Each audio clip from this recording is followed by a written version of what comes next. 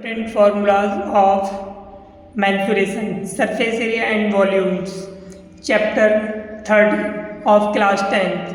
पर ये जो क्वेश्चन ये जो है फार्मूलाज सभी क्लासों में यूज़ किए जाते हैं, 9th में, 8th 9th 10th 11th 12th सभी क्लासों में इनका यूज होता है। और ये फार्मूले जो है हम किस तरह से यूज़ करेंगे, यहाँ पर सबसे पहले दिया है वॉल्यूम ऑफ क्यूब। हमारा क्यूब कैसे होता है, जैसे लूडो की डाई होती है, तो उस तरह से ये हमारा क्यूब है।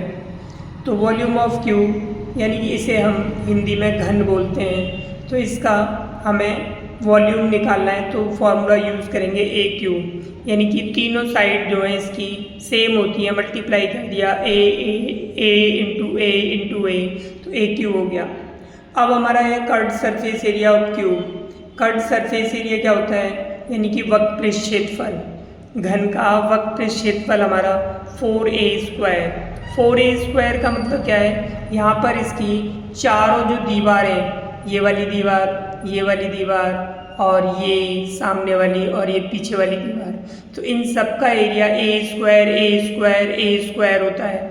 इस तरह से टोटल सरफेस वक्र क्षेत्रफल इनका, यानी कि कर्व्ड सरफेस एरिया को हम लिटरल सरफेस एरिया भी कहते हैं। तो ये 4a² हो गया। आता है हमारा total surface area. Total surface area जो होता है क्यूब का हमारा, वो होता है घन का संपूर्ण पृष्ठ क्षेत्रफल। घन का संपूर्ण पृष्ठ क्षेत्रफल यानी टोटल सरफेस एरिया, वो उसमें यानी कि जो हमारा कर्व्ड सरफेस एरिया होता है चारों दीवारों का, उसमें छत और फर्श भी ऐड हो जाता है। तो इस तरह से a² ये और a² ये 2a² ऐड हो गया, तो 4 और +2 6a² इस तरह से, यानी कि इसमें 6 सरफेस हो गई, इसलिए हमारा 6a² हो गया। डायगोनल ऑफ क्यूब का जो डायगोनल होता है यानी घन का विकर्ण, यानी इस कोने से इस कोने तक, तो ये इसकी जो लेंथ होती है वो a√3 होती है। अब हमारा आता है वॉल्यूम ऑफ क्यूबॉइड जिस तरह से ईंट होती है, यानी कि रेक्टेंगुलर बॉक्स जैसे होता है, तो घनाभ, इसे हम घनाभ बोलते हैं। इसका जो वॉल्यूम है, आयतन है, L × B × H, तीनों साइड को मल्टीप्लाई कर देते हैं, L × B × H हो गया। Curved surface area of cuboid, तो इसका जो कर्व्ड सरफेस एरिया होता है वो क्यूबॉइड का 2HL + B होता है। तो हम इसका कर्व्ड सरफेस एरिया कैसे निकालते हैं, हमने लेंथ वाली साइड ले ली, लेंथ वाली दीवार ले ली हमने, तो L × H हो जाएगा इसका, लेंथ × ब्रेथ। दूसरी हमने ले ली लेंथ वाली, और ये हमने यहाँ पर ले ली B × H, ये चौड़ाई वाली दीवार, प्लस दूसरी सामने वाली अपोजिट वाली है। तो इस तरह से हमारे पास 2LH + 2BH हो गया। हमने यहाँ से 2H कॉमन ले लिया, तो L + B, इस तरह से हमारा ये इसका फॉर्मूला बन गया, यानी कि हमारा ये कर्व्ड सरफेस एरिया हो गया। Curved surface area of cuboid, घनाभ का वक्र क्षेत्रफल 2HL + B। अगर इसी में हम छत और फर्श भी जोड़ दें, ये हमने फर्श जोड़ दिया L × B, और छत का भी यही होगा L × B, तो प्लस यहाँ पर हमारा ऐड हो जाएगा +2LB। अब यहाँ से हम इनमें से 2 कॉमन ले लेंगे, तो हमारा हो जाएगा LH + BH + LB। तो इस तरह से हमारा ये आ गया 2LB + BH + HL। तो इस तरह से हमारा ये इसका संपूर्ण पृष्ठ क्षेत्रफल यानी कि टोटल सरफेस एरिया हो गया। और इसका डायगोनल्स, इस कोने से इस कोने पर मिलाने पर डायगोनल्स का रूट L² + B² + H² होता है। अब यहाँ पर हम ले लेते हैं, हमारा आता है सिलेंडर। सिलेंडर भी होता है हमारा पाइप की तरह होता है। सिलेंडर कैसा होता है, हमारा पाइप। तो इसका हमें क्या निकालना है, सरफेस, इसका सबसे पहले वॉल्यूम देखते हैं। तो सिलेंडर, बेलन का आयतन, तो इसका जो आयतन होता है πr² होता है। क्या होता है, वॉल्यूम ऑफ सिलेंडर, बेलन का आयतन πr²H।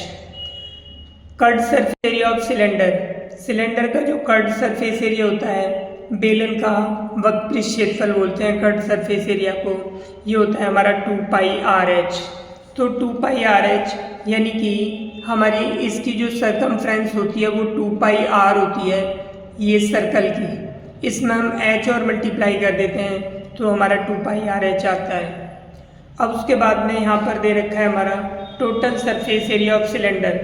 सिलेंडर का टोटल सरफेस एरिया यानी बेलन का संपूर्ण पृष्ठ क्षेत्रफल, तो हमारा ये हो गया कर्व सरफेस एरिया प्लस इसमें हम पाई आर स्क्वायर ये फर्श का यानी कि इसके बेस का एरिया जोड़ देते हैं प्लस पाई आर स्क्वायर इसका बेस जोड़ देते हैं, तो ये हो गया 2 pi r h plus 2 pi r square. यहाँ से हम 2 पाई आर कॉमन ले लेते हैं तो एच प्लस आर, तो इस तरह से हमारे पास में ये इसका आ जाता है 2 pi r h plus r, 2 pi r h plus r. Area of base of cylinder, इसका जो बेस है ये हमारा सर्कुलर होता है तो इसका एरिया पाई आर स्क्वायर, और इसकी जो सरकमफ्रेंस होती है, सरकमफ्रेंस का मतलब परिधि जो होती है वो हमारी इसकी ये हो जाएगी सर्कल की परिधि 2 पाई आर, क्योंकि ये सर्कुलर होता है नीचे का हिस्सा हमारा। अब यहाँ पर हम ले लेते हैं वॉल्यूम ऑफ कोन। कोन का जो वॉल्यूम होता है वो सिलेंडर के वॉल्यूम का 1/3 पार्ट होता है।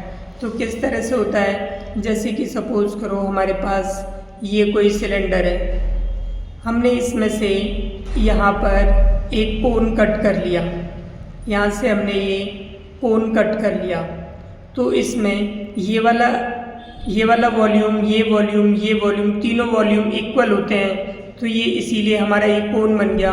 तो कोन का जो वॉल्यूम होता है 1/3 पाई आर स्क्वायर एच होता है, इसे हम हिंदी में शंकु बोलते हैं। अब आता है हमारा curved surface area of cone. इसका जो कर्व्ड सरफेस एरिया होता है हमारा होता है pi r l. Total surface area of cone, इसका जो टोटल सरफेस एरिया होता है pi r l plus r, क्योंकि इसमें पाई आर एल होता है हमारा इसका कर्व्ड सरफेस एरिया, इसमें हम बेस और जोड़ देते हैं पाई आर स्क्वायर, तो इसलिए पाई आर कॉमन ले लिया एल प्लस आर, तो इस तरह से हमारा ये इसका टोटल सरफेस एरिया आ गया। स्लेंट हाइट ऑफ कोन यानी तिरछी ऊंचाई, इसकी जो तिरछी ऊंचाई उसे हम स्मॉल एल से डिनोट करते हैं, तो H square plus R square. तो ये जो एल है यहाँ पर हम पाइथागोरस थ्योरम लगा देते हैं, तो पाइथागोरस थ्योरम हमारी होती है परपेंडिकुलर इसका स्क्वायर प्लस बेस का स्क्वायर। तो परपेंडिकुलर हमारा एच है, बेस हमारा आर है, इसका दोनों का स्क्वायर का सम कर दिया, और ये यहाँ पे स्क्वायर होता है इसलिए यहाँ अंडर रूट आ गया, तो पाइथागोरस थ्योरम से हमारा ये आ जाता है। Area of base of cone का जो एरिया होता है वो सर्कुलर होता है, तो सर्कल का एरिया होता है पाई आर स्क्वायर, तो इसके area of base of cone हो गया हमारा पाई आर स्क्वायर, शंकु के आधार का क्षेत्रफल।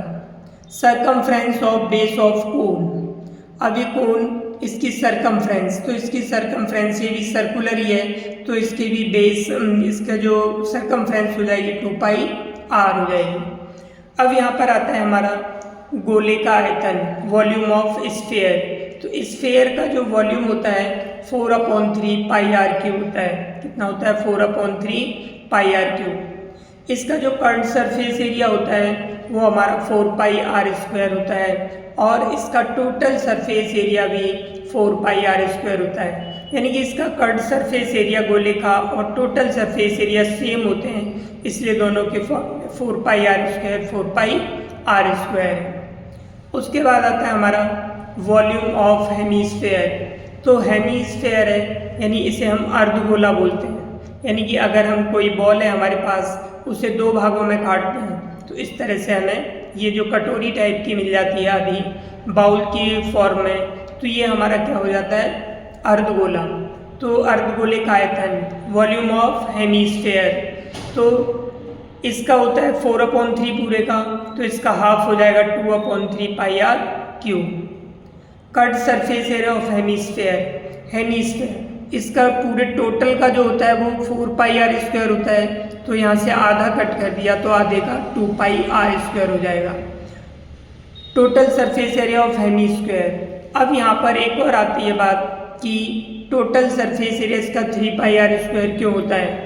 क्योंकि अब देखो इसका कितना हो गया हमारा 2 पाई आर स्क्वायर, यहाँ पर एक ये नया पृष्ठ ऐड हो जाता है, नया यानी सरफेस बन जाता है और ये कैसा होता है हमारा सर्कुलर, कैसा होता है हमारा ये सर्कुलर हो जाता है। यहाँ पर हम दोबारा बनाते हैं, ये हो गया, तो हमारा ये नया फेस इसमें ऐड हो गया, ये 4 पाई आर, तो इसका आधे का 2 पाई आर स्क्वायर हो गया और ये सर्कुलर इसका पाई आर स्क्वायर, तो 2 pi r square plus pi r square, इस तरह से हमारे पास में ये 3 पाई आर स्क्वायर होता है। तो कंफ्यूज मत होना, ध्यान रखना, total surface area of hemisphere यानी अर्धगोले का संपूर्ण पृष्ठ क्षेत्रफल जो होता है वो 3 पाई आर स्क्वायर होता है। तो इस तरह से इसके ये सारे फॉर्मूले हुए।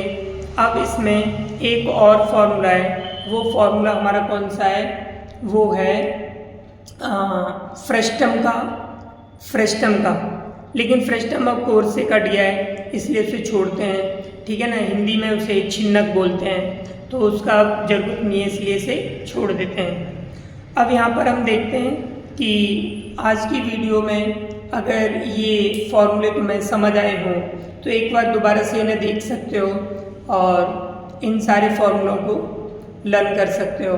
तो इस तरह से हम चैप्टर 13 अच्छी तरह से कर सकते हैं। चैप्टर 13 में ये दोनों फॉर्मूले हमारे मतलब कम यूज होते हैं क्योंकि ये हमारे कौन सी क्लास में है, ये 8th 9th में दे रखे हैं, हमें 8th में दे रखे हैं, तो इसीलिए हमें इसकी ज़रूरत नहीं थी, लेकिन फिर भी कुछ क्वेश्चन इस पे डिपेंड हैं। तो अगर आज की वीडियो पसंद आई हो तो चैनल को सब्सक्राइब करें तथा वीडियो को लाइक तथा शेयर करें। और इसकी वीडियो जो है, इसके जो फॉर्मूले हैं, मैं इसे एक शॉर्ट्स बना करके उसमें इन फॉर्मूलों को सबको एक जगह डाल दूँगा, तो उसे भी देख सकते हो। अब नेक्स्ट क्लास में हम 13 चैप्टर शुरू करेंगे, 13.1 से शुरू करेंगे।